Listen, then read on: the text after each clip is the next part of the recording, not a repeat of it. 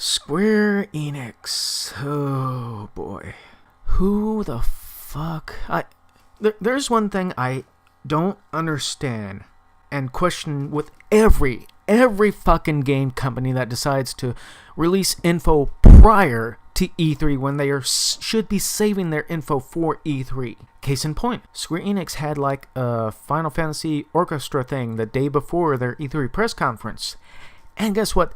They revealed their release date for the Final Fantasy VII Remake. The fuck? You guys are supposed to be saving this shit for the E3 press conferences. I just don't understand why these companies do this shit. But anyway, they revealed that the release date was going to be March 3rd, 2020. That's the only date that they gave for the Final Fantasy VII Remake. March 3rd, 2020.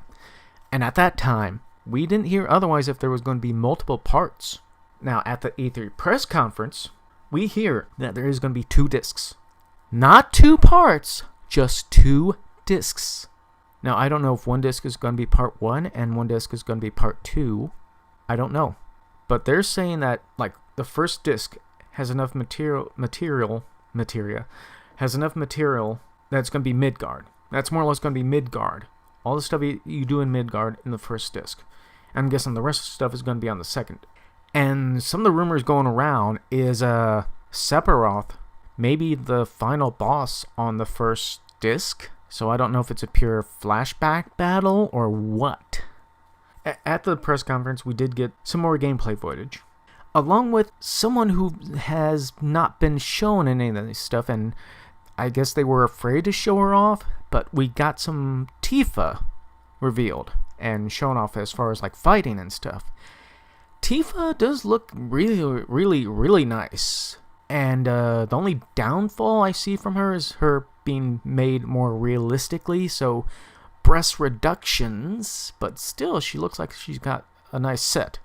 And her wardrobe has changed since, if you compare her wardrobe in this trailer compared to like some of the previous original art and the PlayStation 1 game / the remastering-ish that they released recently, they gave her like long black sock legging things. They made her skirt a bit weirder. She's wearing apparently 2 sports bra type of things, which I'm guessing if you have a huge rack, you kind of need 2 sports bras to kind of help keep yourself balanced without falling over and stuff with your huge boobs, which they kind of were huge in the video game.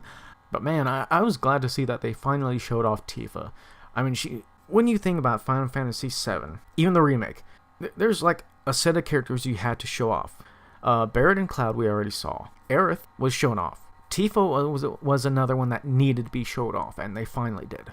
Oh yeah, they did show off some Sephiroth in the trailer that they showed off.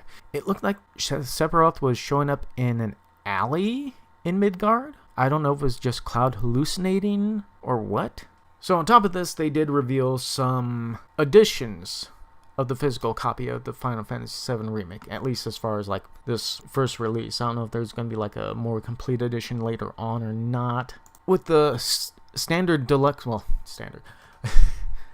So we all know that there's going to be like a standard, just the game edition. There's also going to be a deluxe edition, which is going to be probably a little bit more. It's going to include a deluxe edition cover, a steelbook case, art book, mini soundtrack, Cacturn DLC, I guess pre-order bonus is a Chocobo Chick DLC content too.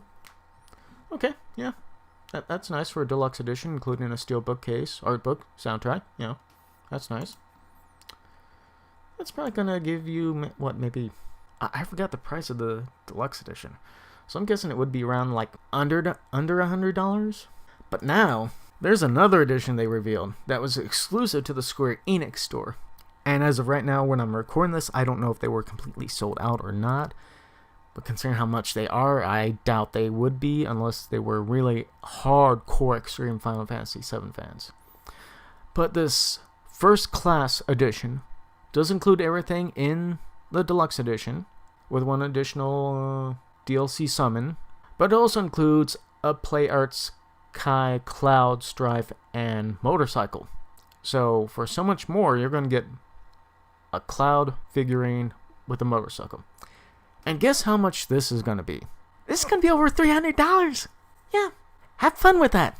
Yeah, that's going to be a good amount of money there. Hope you have fun with that. Hope you didn't have to pay any fucking bills. Alright, so something else that was revealed at the SquareEnix's E3 press conference. Something that people have been wondering about and wondering why it has been revealed, talked about, shown off in any way whatsoever, especially with the previous remasters that there was for Final Fantasy games. There's a Final Fantasy VIII Remastered coming out. It'll be out for PS4, Xbox One, Switch, Steam, and it'll be out this year. When this year? I forgot. I think the only thing that they showed off was this year. I forgot if it was like late this year or what. But this is one of those games that people have been wondering why they haven't had any remasters for. Because they've had remasters multiple times for Final Fantasy X, X-2. They did the Final Fantasy VII remastered in quotations because it was upscaled to the PC versions that they've made. There was 9. Yeah, 9 that was remastered. So it's nice for them to finally get around to remastering, in quotations, Final Fantasy VIII.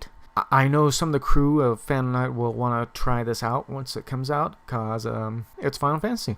And now we go to Square Enix's Marvel's Avengers. And let's just say this looks horrible as far as the actual character models and oh boy. When you see, not exactly the costume, I mean, some of the costume designs for these characters are good. Some are just, ugh. And when they take off their masks, helmets, it's like, oh god. Because they look more like the movie's stunt doubles than actual Avengers. So, because everyone is used to the way that the Avengers look like from the movies. You know, Iron Man, Captain America, Thor, Hulk. Well, Hulk/Banner, Black Widow. Because those are the characters that you get to play as in this Avengers game. Although when they revealed the list of characters, someone in the crowd was like, "Where's Hawkeye?" And technically they could introduce him later on. They do say that there will be online 4 players, but the main campaign mode is going to be single player. There's going to be free characters, free regions that'll be available, no loot boxes. They say there will be an early beta for PlayStation 4. And on top of that, we do have a date, May 15th, 2020. Now, because of how much flack and shit that they were getting for, well, I don't know if it was just Crystal Dynamics or maybe the ones in charge of this game, but they were getting so much shit because of the character designs, and all the stunt double saying things that were being thrown out there, along with maybe I'll probably post up the Spider-Man Homecoming with the, "Hey, you guys aren't the real Avengers." But from what we heard afterwards, I think it was like the main director guy for this video game project of the Avengers says that they are not changing the character designs. And I'm like, nope, you gotta change the character designs because they look like absolute shit. The Marvel Ultimate Alliance 3 for the Switch looks tons better than this Marvel Avengers